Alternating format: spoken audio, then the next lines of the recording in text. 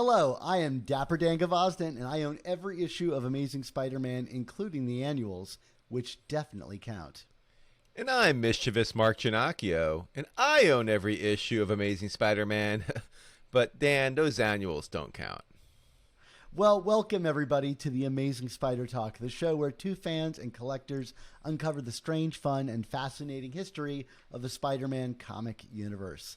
Thanks for joining us for this review episode of the Amazing Spider Talk. If you want to swing along with us on our journey through Spidey's past, present, and future, subscribe to Amazing Spider Talk on your favorite podcast app. Every other week, we put out a mainline episode of our flagship show, and sprinkled in between, we review new comics, as well as interview some of the greatest Spider-Man creators of yesterday and today. This is the perfect time to start listening. Yeah, and if you want to hear our oldest episodes, including some tremendous interviews with industry legends like Mark Bagley, JMD, Ron Frenz, the legendary Tom DeFalco, who I believe we talked to about Hobgoblin, check out our podcast feed, Amazing Spider Talk Back Issues. It's for all of our oldest episodes that have been booted out of our main feed, but it has some of our best content ever. In fact, we started putting the essentials list on the back issues. So if you want to hear some of the essential comics we think you should read to become a Spidey fan, go check out that back issues feed. It's the birthplace of our hot takes, Dan. These episodes might be kicked to the curb in the podcast feed, but they're not kicked to the curb in our hearts, you know? Absolutely. Absolutely. All right. Well, today on the show, Mark and I are going to be discussing Amazing Spider-Man Volume 6, Number 12, also known as 906. This issue was written by Zeb Wells with interior and cover pencils by John Romita Jr., inks by Scott Hanna, colors by Marcio Menyz, and letters by VC's Joe Caramagna. This issue was first released on October 26th, 2022, in the year of our Lord Hobgoblin. I mean, you know, it's always a good year of our Lord when the Hobgoblin is involved, Dan. So, yeah. Absolutely. So, Mark, for those who need a recap on the issue or maybe even haven't read the issue, why don't you tell us a little bit about what happens in your summary of this issue? I mean, I kind of want to hear from people who just didn't read the comic but hear the recap that I give and see if it's better than the comic. I mean, you know, you could tell me. You know, I won't be upset if you did. I'm anyway, going to set a standard. I'm going to set a standard here, Mark. I don't think your recaps are great. I don't know if they're better than these great comics, but they're certainly better than the recap pages in the comics. There's a segment of the internet that would disagree wholeheartedly with you, Dan, about how great these comics are. So, you know, to each their own. But let's get into it. We are witnessing the aftermath of the Hobgoblins' attack at Osborn's warehouse in Red Hook. First responders pull Roderick Kingsley out of the wreckage, whose guy apparently pulls a gun on them. Norman Osborn has multiple burns and lacerations and jokes that he doesn't need morphine or saline because his body has plenty of proprietary liquids. Insert your favorite Gwen joke here, just like Norman inserted, and boom. At the hospital, Peter confronts Norman about lying about his Kingsley meetup. Norman thought he could handle it, but obviously not. The data didn't check out, right? The Hobgoblin, not Kingsley, beat Norman until he got bored, apparently. Peter is amazed at how dedicated Norman is about his retirement. Regardless, the internet remains outraged by this character development. Peter is going to check in with Ned Leeds, and while he's doing that, check in to see if Norman is indeed up to anything shady as well. When Norman says Peter can trust him, well, the data doesn't bear that out either. I mean, literally, it was an issue ago you lied, Norman. Come on. So Peter visits Betty Brant, who tells him Ned is convinced Osborn and Kingsley are working together, and it's all about their son Winston. So Ned is now wearing the Hobgoblin costume again, and Betty is concerned. Peter takes the spider glider, I don't know if that's what it's named, but we're going to call it that, over to an abandoned warehouse to see Ned, and Ned has his Charlie Day conspiracy board behind him, and all roads lead to Osborn. Peter discovers the Winkler device. Not Arthur Fonzarelli, it's the machine that makes people think they're the Hobgoblin.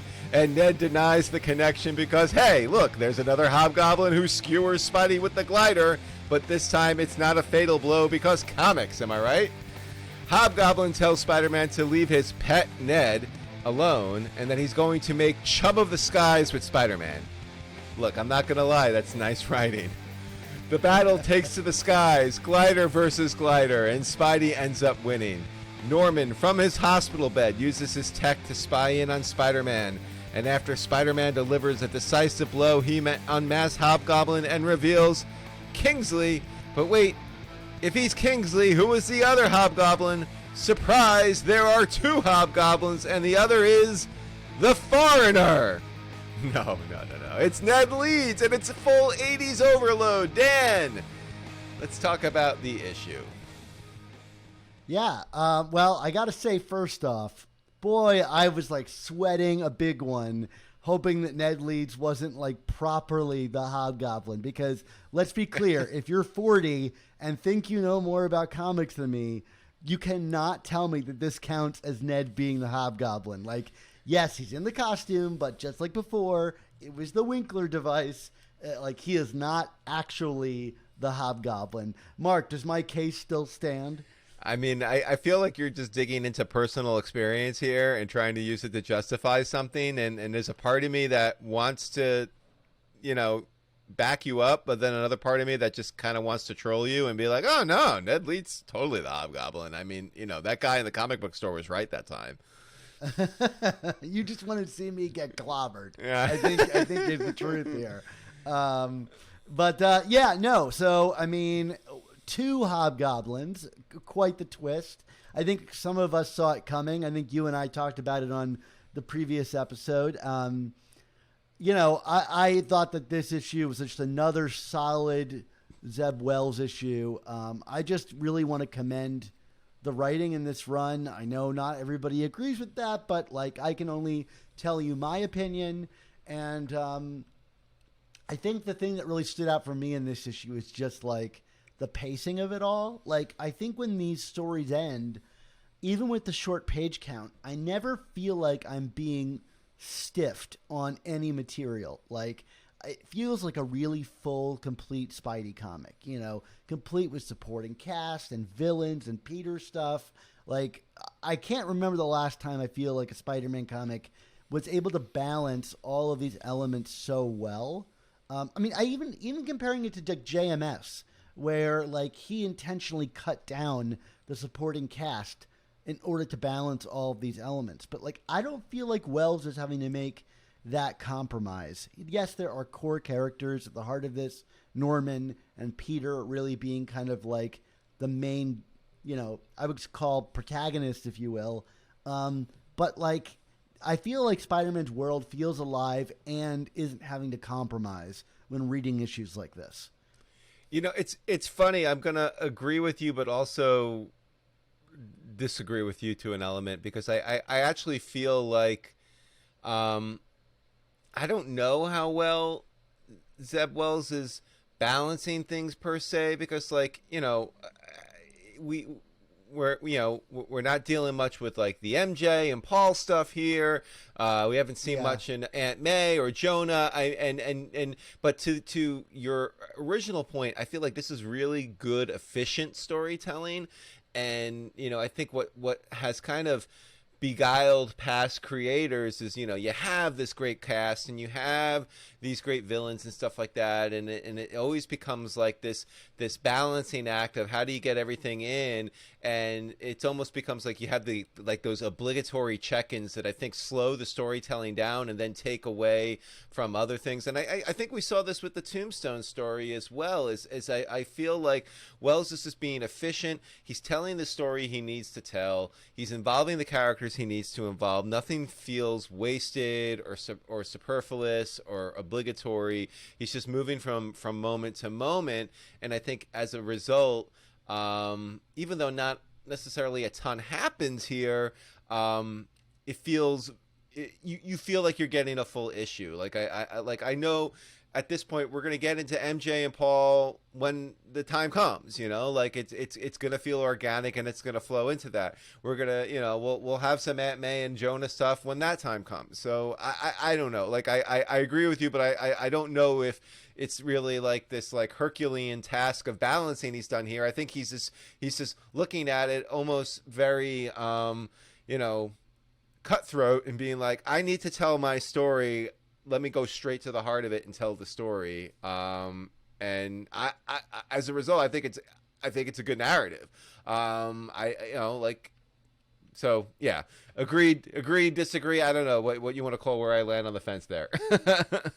Yeah, well, I mean, like, there's no part of me that read this issue and was like, well, what about the Felicia thing from the previous issue? Like you mentioned those check-ins, and we've bemoaned them in the past, while also like commending issues that do like a full issue of check-ins, which is to say, like, I think the bigger detail is if you check in so often and don't move something forward, then it feels like you're just treading water, or you're going to wear out the welcome of that story that doesn't seem to be moving anywhere. And like, I don't need to check in on the MJ thing unless something really important happens with it, or if it feels organic to the story that you're telling. But like, for the most part, I feel like these stories that Wells are telling are things that happen like over a night. Like, they feel very immediate. Like, with Peter kind of playing catch up, which I really like. I mean, to me, that actually feels like a classic Hobgoblin story, which is like Peter is kind of behind on the action, playing catch up as like a million pieces of the puzzle swirl around him, and he tries to just grab on without making him feel like he's a novice at this. Like, the Peter we get here is acting like an adult, capable hero, Like, for me, the highlight of this issue was watching him like slam Roderick into this water tower, and well, we'll talk about the visuals of that later, but just like watching this kind of thing play out in crescendo where Spidey's behind on it, but he's acting tough and acting with the best of his abilities of doing this for however long he's been doing it. I don't know. I really wanted to commend Wells, because I think, even just the cross-cutting between Norman in the hospital back with the action could really break up the flow, but it never does. It always feels like it's part of an elegantly constructed scene, and I really appreciate there's a real craft to like putting that all together into a book. Well, it feels very intentional. I think that's part of it too. Where these yes, there's an element of like breaking up the flow a little bit, and what the execution of that might be. But like when I was watching Norman from the hospital bed, kind of peering in, I'm not going to predict or ruminate right now why that's the case, but like there was a part of me that I've trained myself while reading this run to be like, put a pin in that, like Wells does a lot of stuff with a lot of intention, like yes, there are mysteries and double turns and screw jobs and all that kind of stuff, but I'm starting to get the sense that he lays the breadcrumbs, as he's going here, and you have to watch at stuff like that and be like, okay, there's intent behind this move, there's intent behind this panel. Let's see where we go with that. One of the things, kind of on the topic of pacing, I did want to bring up, and I in the pre-show banter, it sounds like you're going to disagree with me, but like I kind of appreciated that we don't seem to be dwelling on much of a mystery about the Hobgoblin's identity here. But maybe I'm wrong on that. What do you think about that? I mean, it seems like, to me, I was taking it at face value. Like, oh, here's Roderick Kingsley, here's Ned Leeds under the Winkler device, and yes, it's why is Ned Leeds doing this again? But I don't know. What do you think, Dan?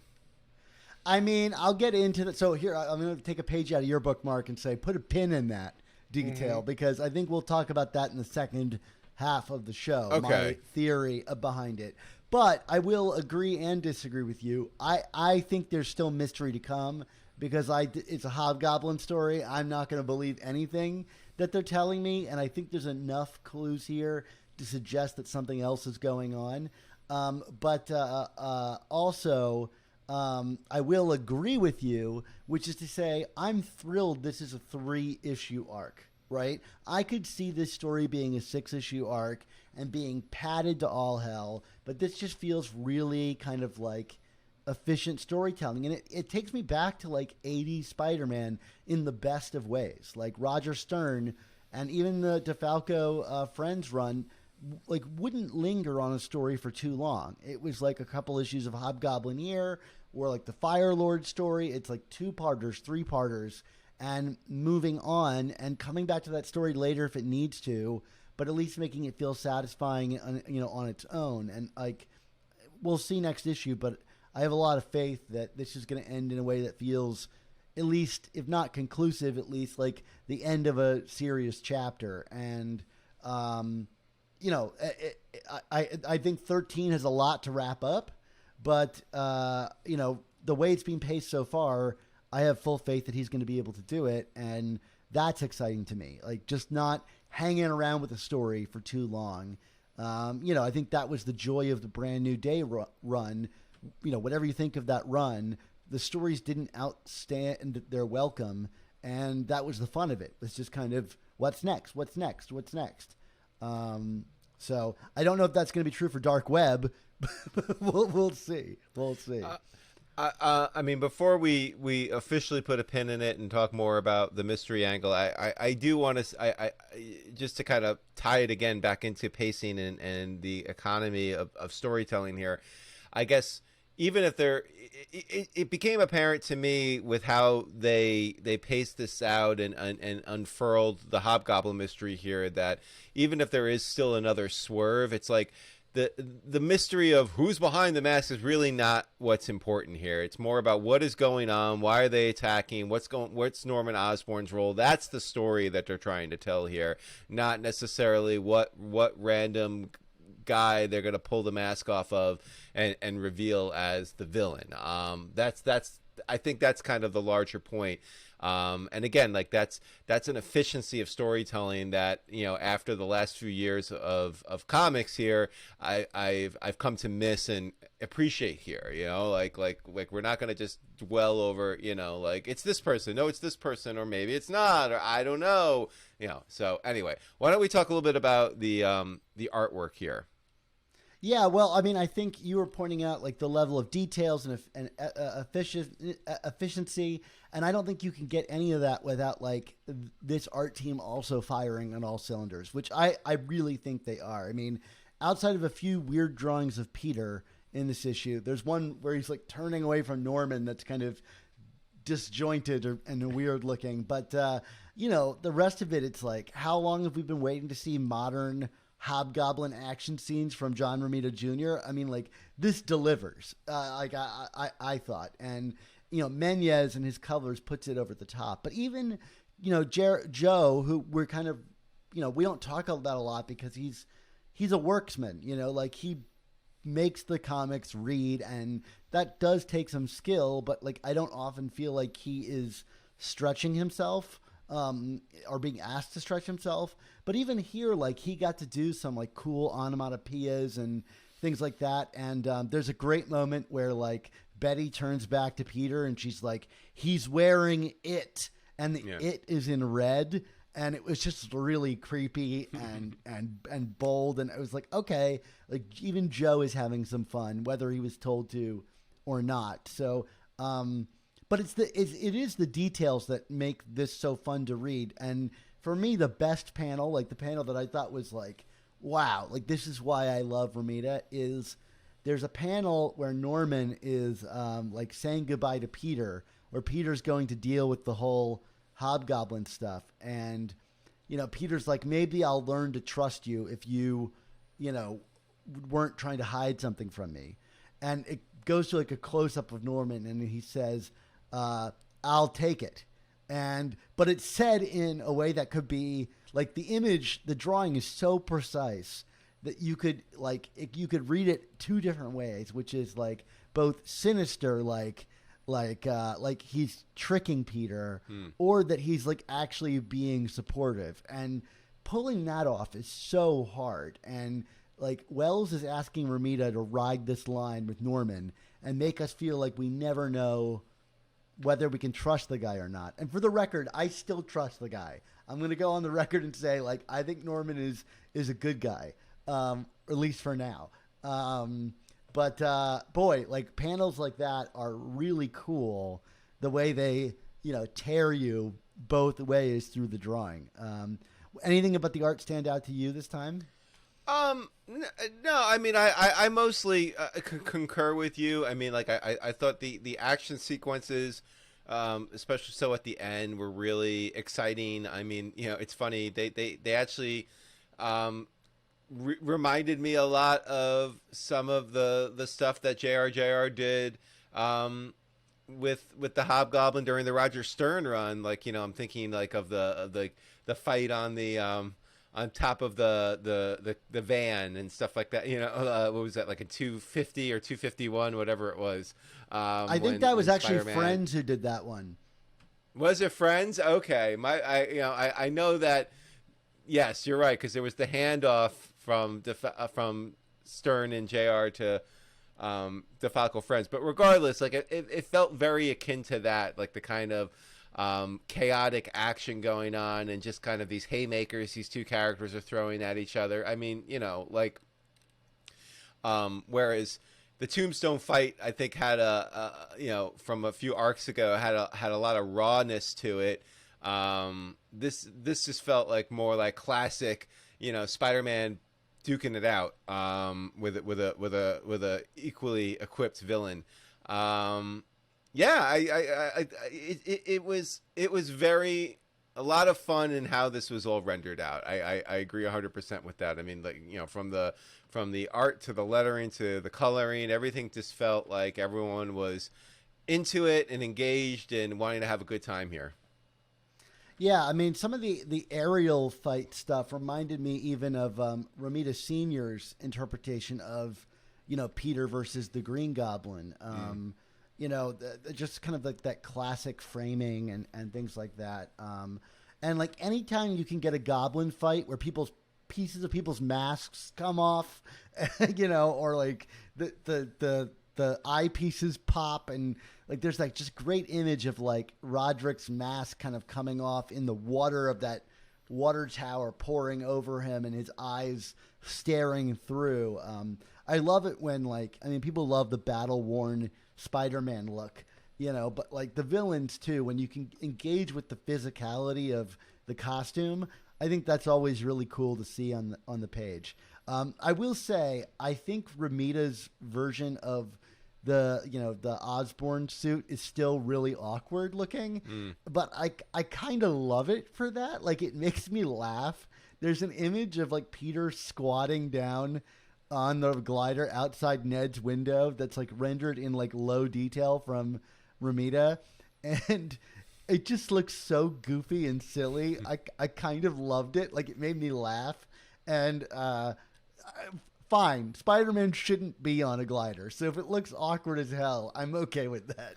I'm gonna say you can't make it work necessarily. I mean, that's an odd visual pairing, regardless of how you render it. Yeah. But I mean, in the same like tone, it does look cool in other instances of him like, rocketing around and slinging him into the water tower and stuff. It's not that he's not having fun with it for a while it lasts, which I imagine it's probably got a few more issues before we lose it. And we get like version 3.0, which we saw in this issue of Norman with his designs. Although I suspect Norman's going to end up wearing that costume based on the solicits for the Gold Goblin story. But anyway, Mark, why don't we tell everybody a little bit about our Slack during the break here? Yeah, I was gonna say, this sounds like a kind of conversation that would come up in the Slack for sure, right? Yeah, absolutely. So our Slack is basically our online forum or chat app for everything Spider-Man. You can join about 200 to 300 of our listeners there every day and talk about Spider-Man or any number of topics that come up. And one of the best things about it, I think, is it serves kind of a function similar to our podcast or the intentions behind our podcast. I know, Mark, we can both relate to this, which is we don't really have many people to talk about Spider-Man with in our lives outside of each other. Right. You know, you ever find yourself like going into a comic shop, Mark, and just like talking to the people in the shop, and you're just like, you know, I'm probably bugging them. And, you know, I need like some other outlet, you know, to talk about Spider-Man with. I was actually in your shop this week, Mark, Forbidden Planet. That's right. Do those people like you, or are they annoyed by you? A little column A, little column B, probably, you know. Well, great. If you feel similarly, why not check out our Slack? There's a link in the description to this episode that will get you there, and you can sign up, give yourself a handle, and join our Slack. Just this week, one of our listeners who's been supporting us for a long time, Jiggish Jeff Markovics, completed his Amazing Spider-Man collection, annuals and all, Mark. So he was posting. Congratulations, Jeff. You bought more comics than you needed to. Yeah, especially during this time period. I mean, Yeah. If we were collecting now, I don't know that we've been able to finish it without getting a divorce. We've also been talking about that new Ant-Man trailer in the Slack. Mark, what'd you think of that Ant-Man trailer? Oh, I mean, I thought it was really really cool. I mean, you know, I have been no stranger to the fact that I love Kang the Conqueror. So I felt the fact that we got a nice, good look at Jonathan Majors there. I mean, I know we got him in Loki too, but, you know, it was the one who remains versus this is truly Kang, it appears. And, you know, I also love good use of music in a trailer. It's part of the reason why Thor Ragnarok as a trailer remains one of my favorites with Immigrant Song. And I think Goodbye Yellow Brick Road here was perfectly used throughout the trailer. So it was a big thumbs up from me. Yeah, very cool. I thought all the images of Kang were really great. I mean, it looks like it's going to be a completely different take than what we saw in Loki, which is kind of exciting, even though I really loved that performance in that show. It looks a little too heavy on the green screen CGI for me, but, you know, there's still time, I think, for it to come together and maybe firm up, make that feel a little more grounded. But I don't know. I'm always down for some more Ant-Man, so long as it goes in the silly direction. But yeah, so come check out the Slack. Give us your thoughts on some of these topics, and we hope to see you there. But in the meantime, Mark, let's go back to issue 12. I want to talk about the mystery, because I don't think that it's all quite as clear as this issue is suggesting it is. I think the Roderick Kingsley reveal is a fake out. Like, he calls Ned his pet, but I think Kingsley is not operating 100% of his own faculty in this. I think it's like a double agent situation here. And for one major reason, well, I guess two major reasons. There's that line where Kingsley says he doesn't remember being attacked by the Hobgoblin on the pier, which is like big red flag.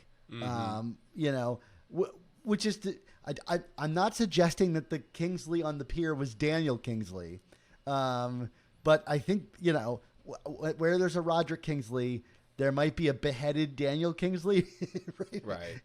In his shadow.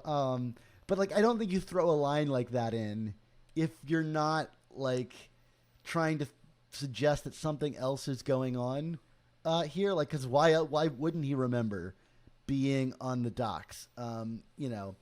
And then the other thing is the language of this issue. Both Ned and Kingsley keep talking about sins and making Norman face the past, which Spidey at one point says like their language is being kind of like excessively flowery, I think is the word he uses, or florid. I'm not sure which word it is. I think it said florid. Yeah. And in my mind, that all of that suggests, like the theory that I brought up last episode, which is that like I think the Queen Goblin is going to end up being behind this, because in issue 92.BEY, her like that there's a backup in that issue where we see her like tearing through a bunch of like Osborn stuff, and she says, "I'll make Norman face his sins and like come to terms with his past," and the Hobgoblin being a part of his sins and past. Oh gosh, I shouldn't use the word sins past in Norman Osborn, but that's two references today that we've made, Dan. So yeah. Well, it's hard not to. Nick Spencer, do your worst, which some might say he did, but sins past will live on through our commentary here. But I think there's something else going on here. Not to mention that very spoilery cover, or potentially spoilery cover for issue 11, which seemed to have the Queen Goblin's arm holding up that Hobgoblin mask. It's just the language that they're both saying, like, could be something that the Queen Goblin would say, and and then to point that out and say, like, the language is really kind of florid, makes me think it's something we should be paying attention to. All right, Mark, am I totally off the reservation? You know what? Like, what I'm gonna say is, I'm gonna pretend that the available Alan Scherstl is in the room with us right now, kind of snickering behind me as I'm winding up to throw a fastball right at your head here, which is basically my reaction is like, but does it matter? I don't know if it matters. Like, the way this story is being set up, I don't think it matters if there's another swerve here. Like, I don't think that's what the payoff is going to come down to. It's more the story, the intrigue and the drama of the story is more about what's going on with Peter and Norman and Kingsley, and can Norman and Peter trust Norman, and why did Norman lie about this, and what's Norman doing now, and whatever countless random villains happen to be under the mask, it doesn't matter. Queen Goblin is such a throwaway villain to me. Like, does it make a difference if she's involved in this in some way? I don't know. So yeah, there could be another swerve here, but I don't think it's gonna take the story in a dramatic direction if that's the case. So guess away, but I think you're wasting your time, Dan. I don't think it matters to the outcome. Well, I think that's why I said I agree and disagree with you earlier, which is like, I think this is going to be a really good self-contained story that like doesn't take us onto a whole other set of themes, right? And like, and I want to talk about this in a little bit because I want to expand this a little bit more, but like, I think the Queen Goblin fits, like, whether you want to elevate the character or not.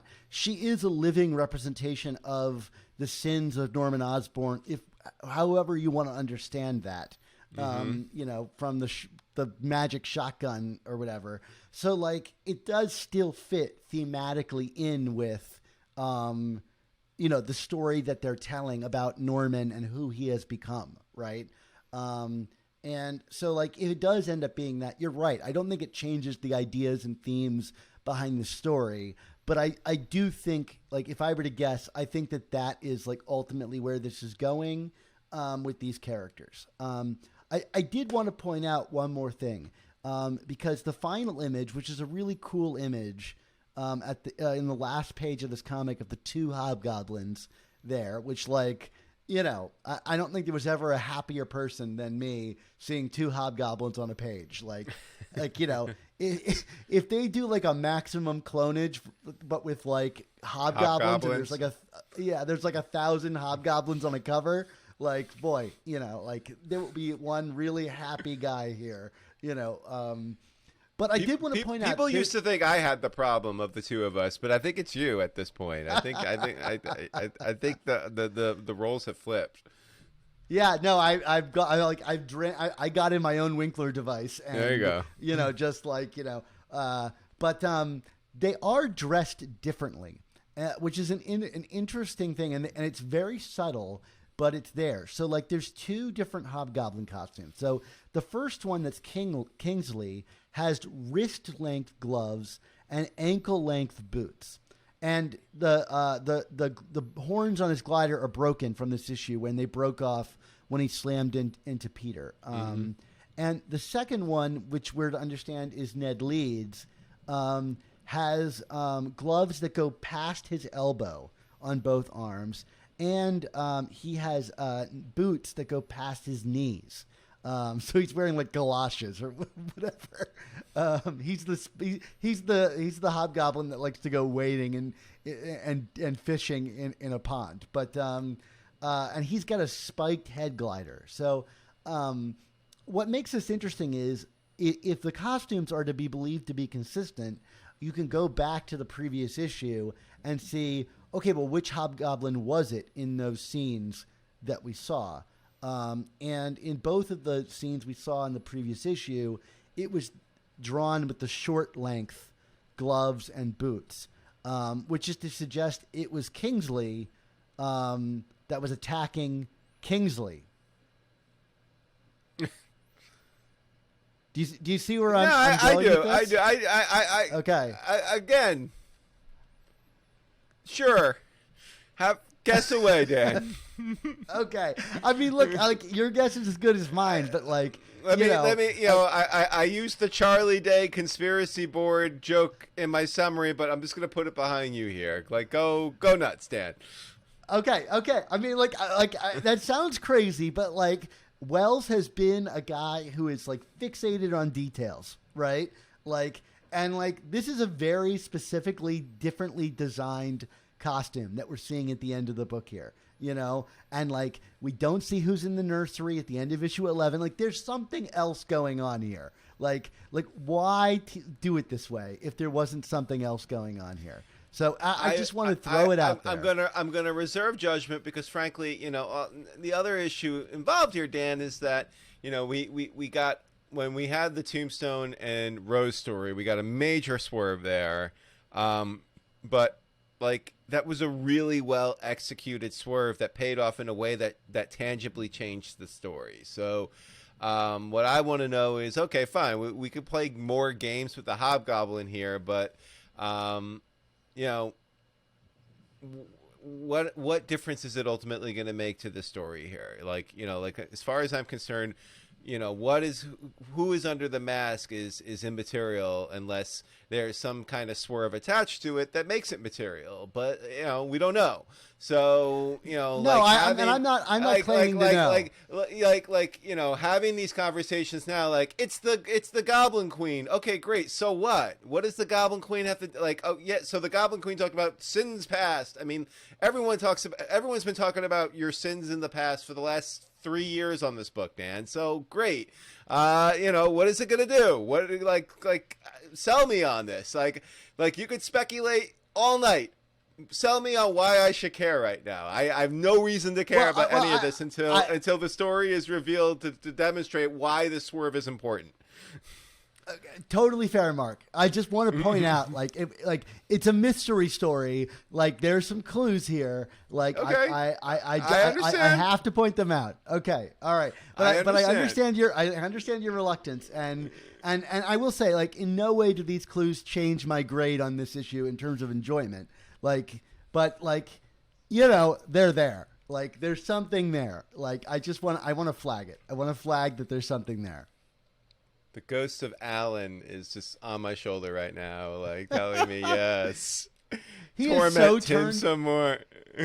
He has so turned you, or he's at least empowered you to stand up to me. Like he's a radioactive Alan bite you got, and now you're standing up to me, my speculating villain powers. But I don't know what it means that the Kingsley Hobgoblin attacked Kingsley, and I could speculate about that all day. And you're right; it doesn't mean anything until it means something. But there is something weird there that the Kingsley Hobgoblin attacked Kingsley. Sure. I guess for me, my thing is like, let's dissect it when next issue comes out and this is all revealed, and like we say, like, so how did this play out, right? I mean, I know, what's the fun in that? Great. Why do we have a show if that's how we're gonna do it, right? I mean, you know, let's talk about the solicitation 6 months from now and how that's gonna impact the story, okay, Dan? Like, let's do that next, okay? You know, I have stopped reading the solicits because of how much you make fun of me about reading the solicits. So sarcastic Nancy Pelosi clap, okay? Oh, let's be sensitive about that right now. Oh, I'm sorry. I'm sorry. Tragedy in the family there. Okay. Fair enough.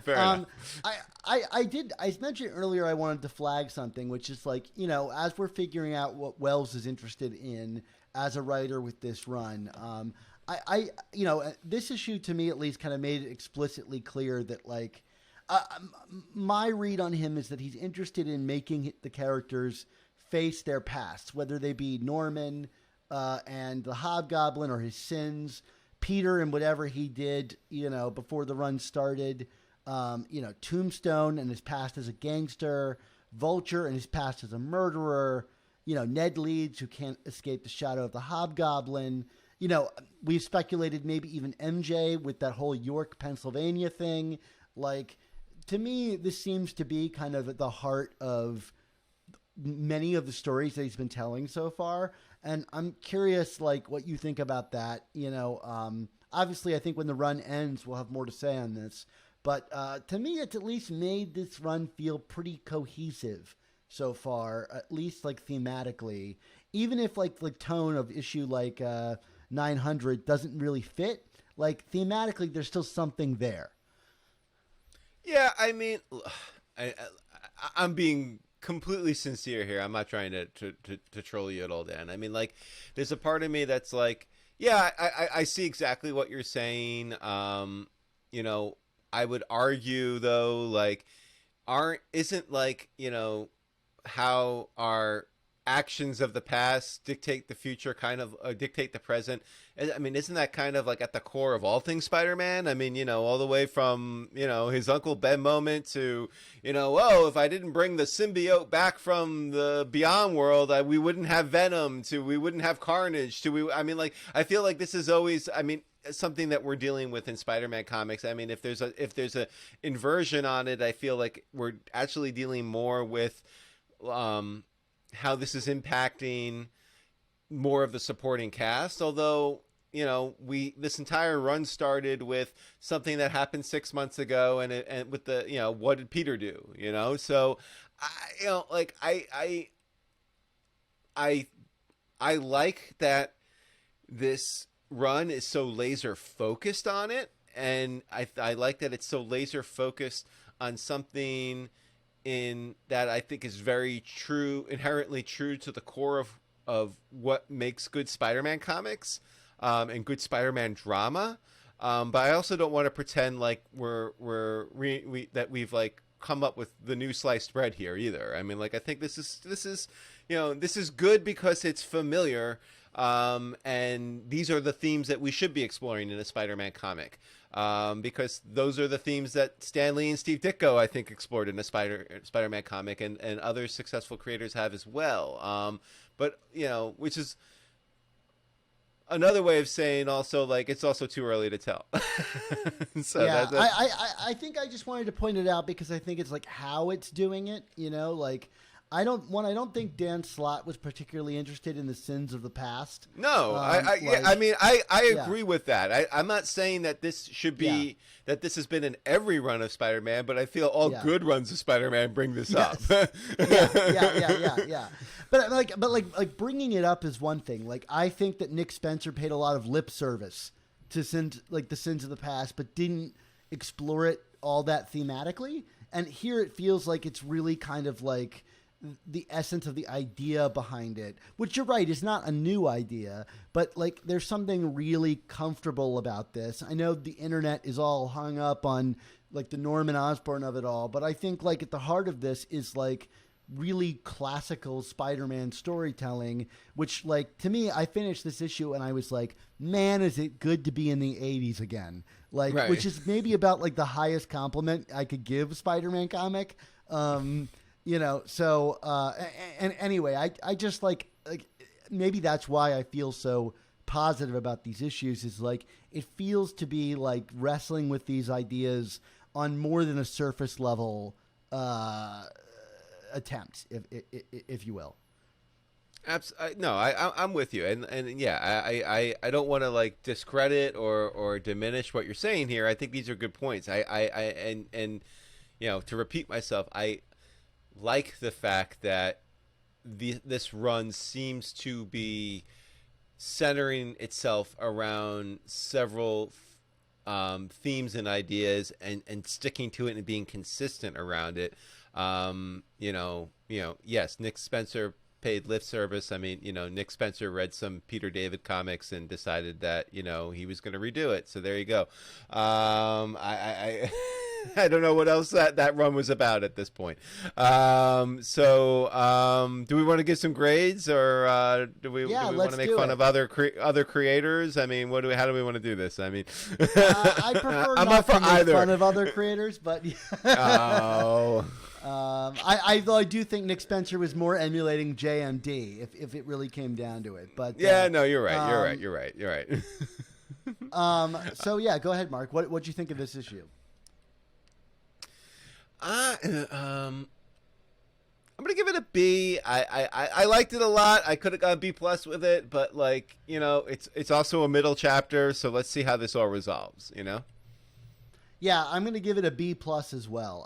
But I could very well have gone A-. And I think if it pulls off the ending, this could be like an A- story for me. It's a lot of setup, and I think we got to, as Alan put it, the fireworks factory a little bit here. But I think that the landing the 1080 is with issue 13. Did they pull it off? And I'm eager to see that. That could very well elevate my score on this. You are just chock full of metaphors right now. I mean, we're going to fireworks factories. We're landing 1080s. I mean, do you mean land the plane? I'm confused right now.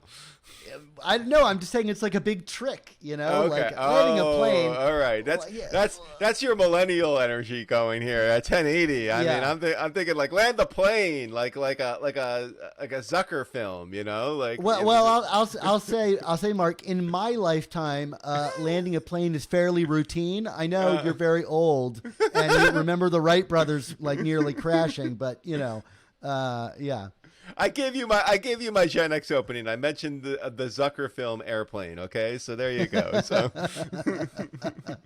it looks like I chose a wrong day to stop making Gen X references. Surely you can't be serious. Okay. Oh God, here we go. All right, I'm going to wrap this up. Yeah. Surely you could tell us about the Patreon, Dan. If you find this show entertaining and valuable, please consider supporting us. The easiest way to do so would be recommending Amazing Spider Talk to a friend or leaving us a review on Apple Podcasts. But if you want and you love our show so much, why not consider becoming a Patreon member? Mark, what is a Patreon? I mean, a Patreon is a thing that Dan started a few years ago, and I was like, "What is this?" And he's like, "No, seriously. Patreon is basically it is our lifeblood of this show.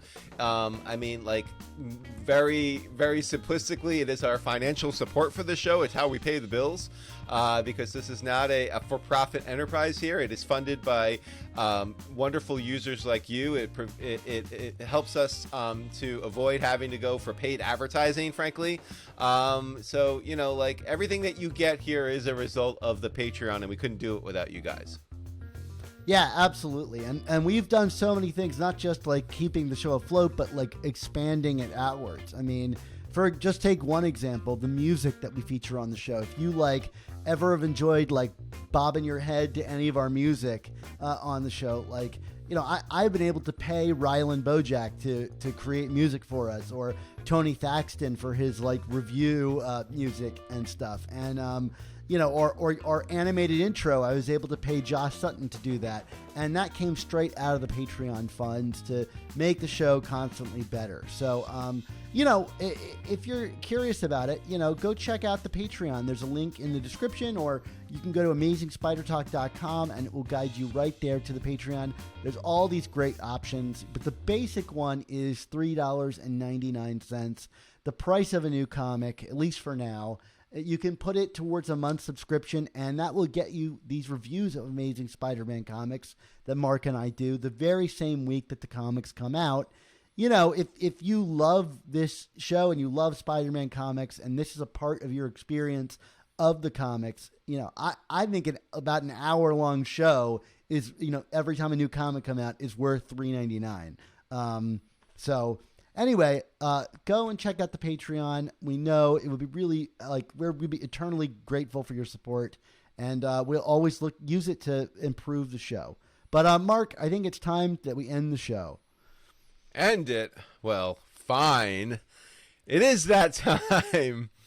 That time for all good things to come to an end. So we want to say thank you to you, the listeners and viewers, for tuning in to this episode of The Amazing Spider Talk. Yeah, like I said a few moments ago, this episode was edited by Rick Coast. Our video version is available on YouTube and was edited by Alex Galucki. Our artwork comes handcrafted by artists Ron Friends, Sal Buscema, and Ray Sumser.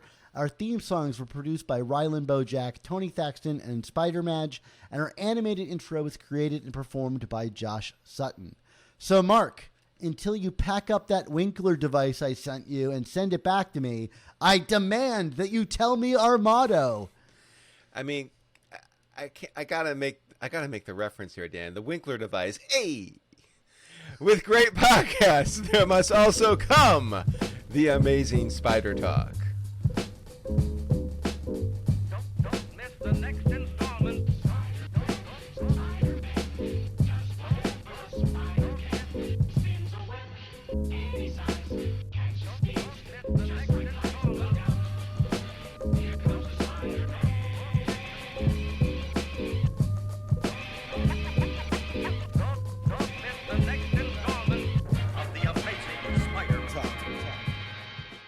I also demand that you make no more Gen X references. Okay, Ralph Mouth. I don't know.